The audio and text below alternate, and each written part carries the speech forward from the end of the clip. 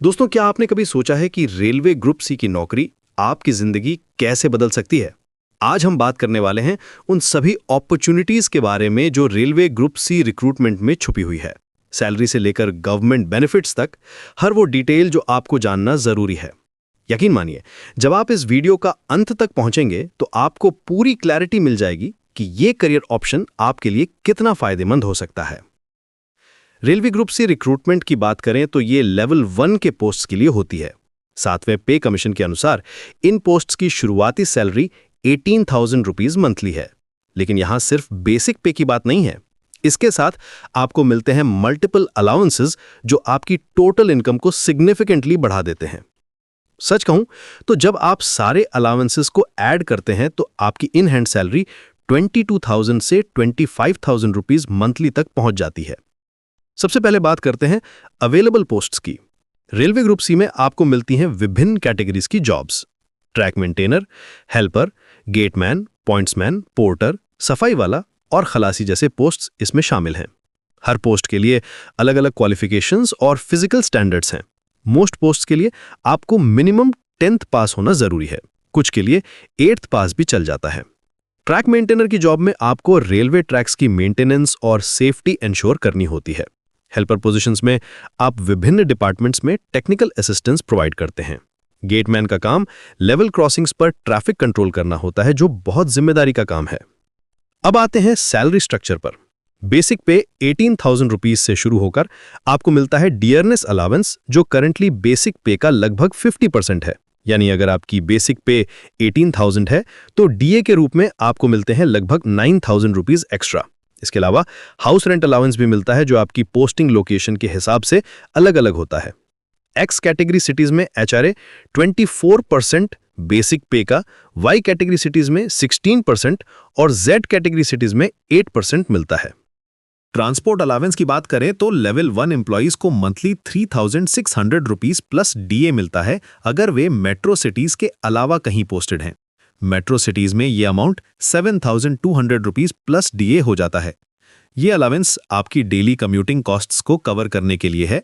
Night duty allowance भी अलग से मिलता है जब आप रात की शिफ्ट्स में काम करते हैं। ओवर टाइम के लिए भी एक्स्ट्रा पेमेंट होता है, जो आपकी मंथली इनकम को और भी बढ़ा देता है। रेलवे एम्प्लॉइज को मिलने वाले बेनिफिट्स की लिस्ट बहुत लंबी है। सबसे बड़ा फायदा है फ्री रेलवे ट्रैवल।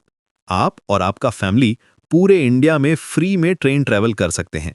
ये फैसिलिटी सिर्फ आपके लिए नहीं बल्कि आपके स्पाउस और डिपेंडेंट चिल्ड्रन के लिए भी है।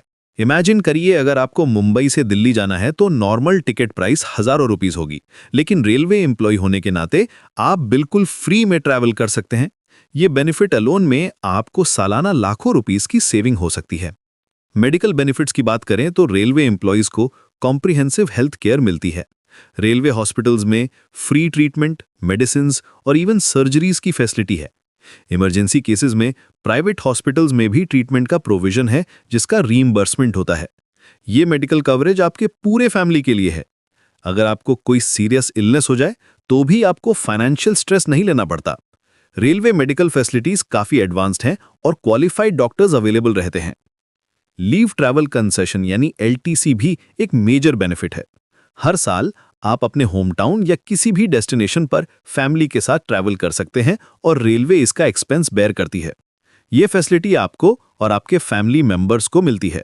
ब्लॉक ईयर्स में आप एनीवेयर इन इंडिया ट्रैवल कर सकते हैं और नॉन ब्लॉक ईयर्स में होम टाउन जा सकते हैं। ये फैसिलिटी आपके वेकेशन प्लान्स को बहुत अफोर्डेबल बना देती है। पेंशन स्कीम भी बहुत अट्रैक्टिव है। रेलवे एम्प्लॉइज को कॉन्ट्रीब्यूटरी पेंशन स्कीम के तहत रिटायरमेंट के बाद मंथली पेंशन मिलती है। साथ ही प्रोविडेंट फंड और ग्रेच्युटी भी मिलता है। ये सब मिलकर आपके रिटायरमेंट के बाद फाइनेंशियल सिक्योरिटी प्रोवाइड करता है। करंट रेट्स के हिसाब से रिटायरमेंट के बाद आपको आपकी लास्ट ड्रॉन सैलरी का लगभग 50% पेंशन के रूप में मिलता है। यह अमाउंट लाइफ लॉन्ग चलती रहती है। हाउसिंग फैसिलिटी भी एक बड़ा एडवांटेज है। रेलवे क्वार्टर्स में अकोमोडेशन मिलता है, जो बहुत नॉमिनल रेंट पर होता है। अगर क्वार्टर्स अवेलेबल नहीं है तो हाउस रेंट अलाउंस मिलता है। कई प्लेसेस पर रेलवे कॉलोनीज हैं जहां कंप्लीट इंफ्रास्ट्रक्चर अवेलेबल है। स्कूल्स, हॉस्पिटल्स, मार्केट्स, सब कुछ वॉकिंग डिस्टेंस में मिल जाता है।